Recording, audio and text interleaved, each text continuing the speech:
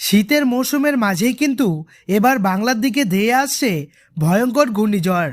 ঘনিয়ে আসছে বিপদ। নতুন বছরের শুরুতেই ঘূর্ণিঝড়ের প্রভাবে লণ্ডভণ্ড হবে উপকূলবর্তী এলাকা। আবহাওয়া দপ্তরের নতুন আপডেট, বঙ্গোপসাগরে কিন্তু তৈরি হচ্ছে ভয়ঙ্কর একটি ঘূর্ণাবর্ত। চলতি সপ্তাহের মধ্যেই এই ঘূর্ণাবর্ত থেকেই কিন্তু ঘূর্ণিঝড় তৈরির সম্ভাবনা রয়েছে। এই ঘূর্ণিঝড়ের নামকরণ কিন্তু করা হয়েছে গোলাপ। বিশেষজ্ঞরা জানিয়ে দিয়েছেন, ঘূর্ণিঝড়ের গতি প্রকৃতি এতটাই ভয়ঙ্কর হতে পারে যে সাধারণ মানুষের ঘরবাড়ি থেকে শুরু করে চাষের জমি, গাছপালা, প্রায় প্রত্যেকটি জিনিসই কিন্তু ভয়ঙ্করভাবে ক্ষতিগ্রস্ত হবে। তো কবে, কখন তৈরি হয়ে এই ঘূর্ণিঝড় গোলাপ আছড়ে পড়তে চলেছে? যখন এই ঘূর্ণিঝড় আছড়ে পড়বে তখন কোন কোন জেলায় হতে পারে সবথেকে বেশি ক্ষয়ক্ষতি? ঘন্টায় কত কিলোমিটার গতিবেগ নিয়ে ঘূর্ণিঝড়টি উপকূলে আছড়ে পড়তে পারে? এবং কোন কোন জেলায় থাকছে সবথেকে বেশি ঝড় বৃষ্টিপাতের পূর্বাভাস? তো এই বিষয়ে আবহাওয়া দপ্তরের কাছ থেকে যে গুরুত্বপূর্ণ আপডেটটি চলে এসেছে, তো তাই কিন্তু আমি আজকে আপনাদেরকে জানিয়ে দেব এই ভিডিওটির মাধ্যমে। বিস্তারিতভাবে জানতে হলে অবশ্যই ভিডিওটি শেষ পর্যন্ত মনোযোগ সহকারে দেখবেন এবং ভিডিওটি ভালো লাগলে একটি লাইক করবেন। আর এমনই প্রতিনিয়ত আবহাওয়ার লেটেস্ট ট্রেন্ডিং খবরগুলি সবার প্রথমে পেতে আমাদের চ্যানেলটিকে সাবস্ক্রাইব করে পাশে থাকা বেল আইকনটি অন করে আমাদের পাশে থাকবেন।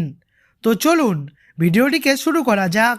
2023 সালে পশ্চিমবঙ্গ ও বাংলাদেশের দিকে 4 থেকে 5টি ঘূর্ণিঝড় ধেয়ে এসেছিল এবং 2024 সালের শুরুতেই বাংলার দিকে কিন্তু নতুন করে ধেয়ে আসছে বিধ্বংসী এক ঘূর্ণিঝড়। আবহাওয়াবিদরা জানিয়েছেন, জলবায়ুর পরিবর্তনের কারণেই বাংলার দিকে কিন্তু এই ঘূর্ণিঝড়টি ধেয়ে আসছে এবং 2024 সালে রেকর্ড পরিমাণে কিন্তু ঘূর্ণিঝড় আছড়ে পড়তে পারে বাংলার বুকে, যার ফলে আগেভাগেই কিন্তু আবহাওয়াবিদরা পশ্চিমবঙ্গ ও বাংলাদেশের সাধারণ মানুষকে সতর্ক করে দিচ্ছেন। রাষ্ট্রপুঞ্জের একটি রিপোর্টে বলা হয়েছে, ক্রমাগত আবহাওয়া পরিবর্তনের কারণেই দেশে তথা সারা বিশ্বজুড়ে ঘূর্ণিঝড়ের পাশাপাশি প্রবল প্রাকৃতিক বন্যা, তার সাথেই ভূমিকম্প, দাবানল প্রভৃতি প্রাকৃতিক দুর্যোগের সংখ্যা কিন্তু 2024 সালে বেড়ে যাবে। বর্তমানে বঙ্গোপসাগরে কিন্তু একটি শক্তিশালী ঘূর্ণাবর্ত সক্রিয় রয়েছে। আবহাওয়াবিদরা জানাচ্ছেন, চলতি সপ্তাহের মধ্যেই কিন্তু ঘূর্ণিঝড়টি তৈরি হয়ে পশ্চিমবঙ্গ নয়তো বাংলাদেশের উপকূলেই আছড়ে পড়তে পারে।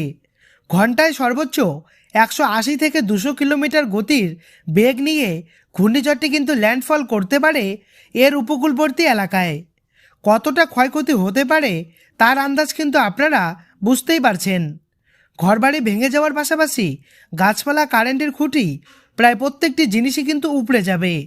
তার সাথেই প্রবল সামুদ্রিক জলোচ্ছ্বাসের প্রভাবে উপকূলবর্তী এলাকায় জল প্রবেশ করে বন্যা পরিস্থিতি তৈরি হতে পারে, যার ফলে বঙ্গবাসীদের জন্য কিন্তু ভয়ের কারণ